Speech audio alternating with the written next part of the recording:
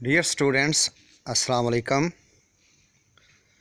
Translation paragraph start करते हैं। ये 10th क्लास में एक पैराग्राफ आता है, आपने उसको उर्दू से इंग्लिश में ट्रांसलेट करना होता है। 8 नंबर का ये पैराग्राफ आता है, बड़ा इंपॉर्टेंट क्वेश्चन है। तो आज हम फर्स्ट पैराग्राफ जो है, ये टोटल 40 पैराग्राफ्स हैं तो आज हम फर्स्ट पैराग्राफ जो हैं वो उसकी ट्रांसलेशन करेंगे उर्दू टू इंग्लिश। आप मेरे साथ साथ तैयार करना है। मैं आज आपको इस तरह पढ़ाऊँगा कि आपको अभी साथ साथ ही तैयार हो जाएगा। तो मैंने अलग-अलग ये उर्दू के सेंटेंसेस लिखे हैं और उनकी अलग-अलग ट्रांसलेशन की है, लेकिन पेपर पर आपने उर्दू नहीं लिखनी होती, सिर्फ उसकी ट्रांसलेशन पूरा पैराग्राफ की सूरत में लिखनी होती है। तो तैयारी के लिए मैंने ये इस तरह कर रहा हूँ। तो स्टार्ट करते हैं। पहला सेंटेंस जो है ये आपको नज़र आ रहा है, मेरे घर के सामने एक बाग है। जी, अब देखें इसको हम कैसे ट्रांसलेट करेंगे कि यहाँ पर देखें किसी चीज़, मसलन घर है, घर के बारे में बताया जा रहा है कि वो कहाँ पर है। तो जब भी किसी चीज़ के बारे में हम बताना हो कि वो चीज़ कहाँ पर किसी जगह पर मौजूद है या नहीं है, तो हम देयर का इस्तेमाल करते हैं, ठीक है। और फिर उसमें सेंटेंस के आखिर पर देखें है भी आ रहा है, इट मीन्स हम इज़ का इस्तेमाल करेंगे। ये कोई किसी टेंस का फ़िक्रा नहीं है। जो 12 टेंसेस हैं उनमें से किसी टेंस का ये सेंटेंस नहीं है। तो मेरे घर के सामने एक बाग है, तो देयर का इस्तेमाल करेंगे। तो there is a garden in front of my house. There is a garden in front of my house.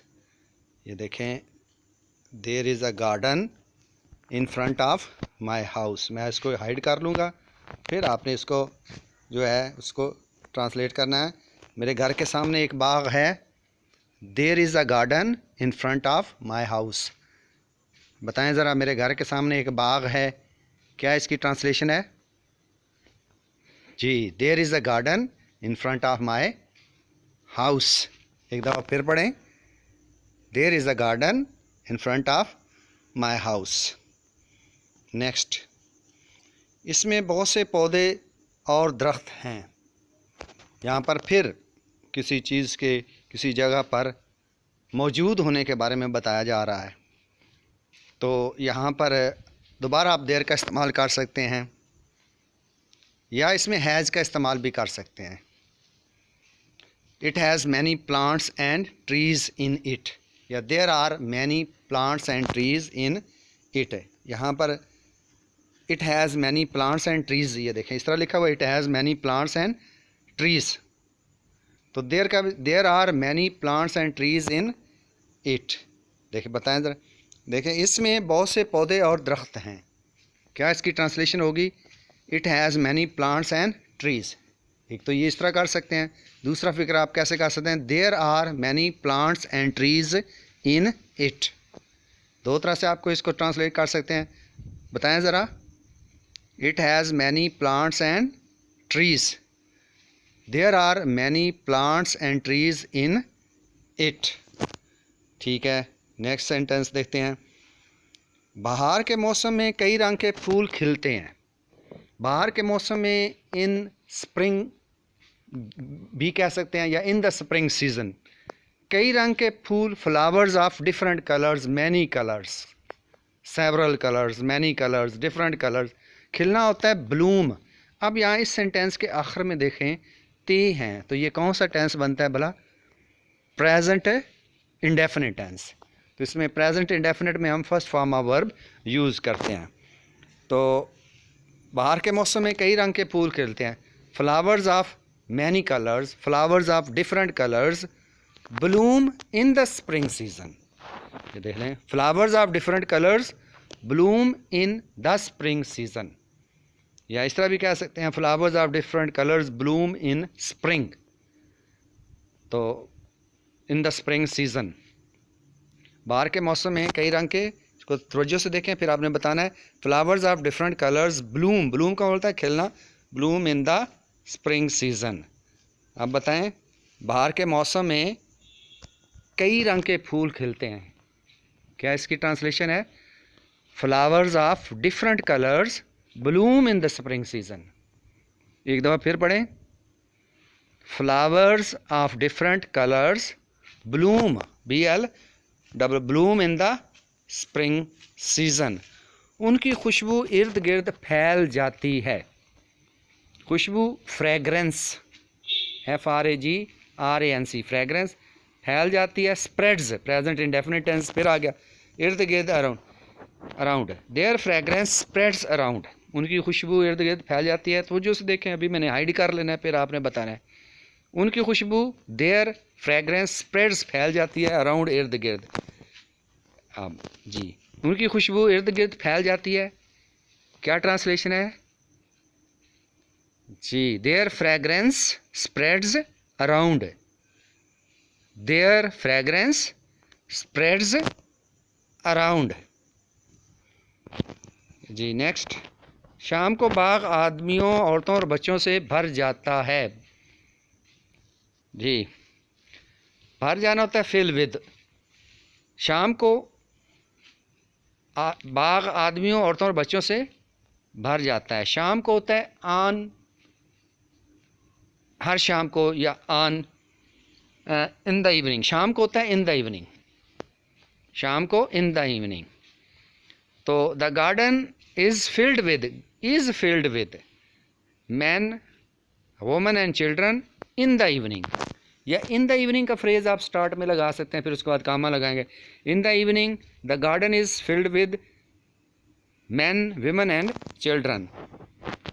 The garden is filled with man, women and children in the evening. तो जैसे देख लें, फिर आपने बताना है the garden is filled with man, women and children in the evening. जी आप बताएं ज़रा, शाम को बाग आदमियों, औरतों और बच्चों से भर जाता है, क्या ट्रांसलेशन है जी?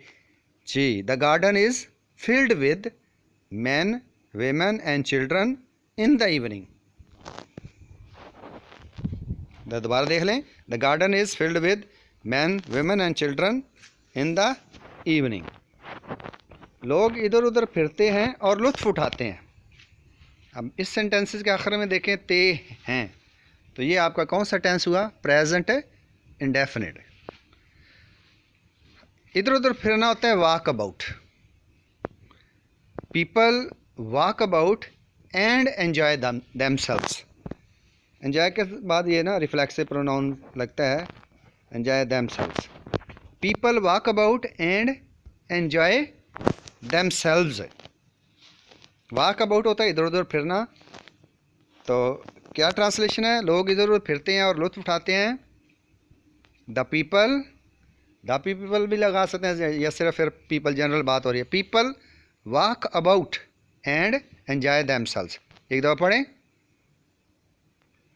ठीक, people walk about and enjoy themselves. Next, बच्चे बाग में दौड़ते हैं। सिंपल सा सेंटेंस है, कौन सा टेंस है? प्रेजेंट इंडेफिनिट टेंस है। Children run in the garden, children run in the garden. बच्चे बाग में दौड़ते हैं, पढ़ें ज़रा, इसकी ट्रांसलेशन करें। Children run in the garden. अब वो यहाँ हैं और दूसरे लम्हे वो बाग के दूसरे कोने में है। थोड़ा सा लेंथी सेंटेंस है लेकिन आसान है। अब वो यहाँ है, नाउ दे आर हेयर, और दूसरे लम्हे and the next moment they are in the other corner of the garden. ये ज़रा इसको तो जैसे देख लें, देख, अब वो यहाँ है, नाउ दे आर हेयर, और दूसरे लम्हे एंड द नेक्स्ट मोमेंट वो बाग के दूसरे कोने में है, they are in the other corner of the garden. अब वो यहाँ है, नाउ दे आर हेयर, और दूसरे लम्हे एंड द नेक्स्ट मोमेंट वो बाग के दूसरे कोने में है, they are in the other corner of the garden.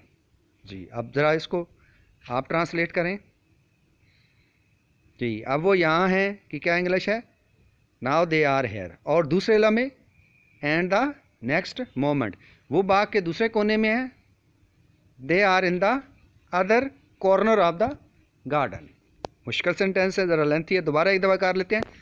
अब वो यहाँ हैं, क्या ट्रांसलेशन है, नाउ दे आर हेयर, और दूसरे लम्हे एंड द नेक्स्ट मोमेंट, वो बाग के दूसरे कोने में है, they are in the other corner of the garden. Next, हर शाम मैं भी बाग में सैर के लिए जाता हूँ। हर शाम मैं भी बाग में सैर के लिए जाता हूँ। हर शाम होता है ऑन एवरी इवनिंग। हर शाम ऑन एवरी इवनिंग, शाम को in the evening. I also go to the garden, ये भी आपका प्रेजेंट इंडेफिनिट टेंस है। I also go to the garden for a walk, सैर के लिए, for a walk on every evening. I also go to the garden for a walk on every evening. देखिए, हर शाम मैं भी बाग में सैर के लिए जाता हूँ। तो हर शाम का जो फ्रेज़ है ये आपको एंड पे इसमें इसको ट्रांसलेट करेंगे। मैं भी बाग में सैर के लिए जाता हूँ, इसको पहले लिख लेते हैं, मैं भी, I also go to the garden for a walk. हर शाम ऑन एवरी इवनिंग, बताएं इसकी क्या ट्रांसलेशन है जी। I also go to the garden for a walk on every evening. बहुत से माली बाग की देखभाल करते हैं जी। प्रेजेंट इंडेफिनिट टेंस दोबारा। मैनी गार्डनर्स, गार्डन लिखा ना गार्डन, तो आगे ई आर आपने ई आर एस लगा देना, गार्डनर्स। मैनी गार्डनर्स, देखभाल करना क्या होता है, लुक आफ्टर द गार्डन। बहुत से माली बाग की देखभाल करते हैं।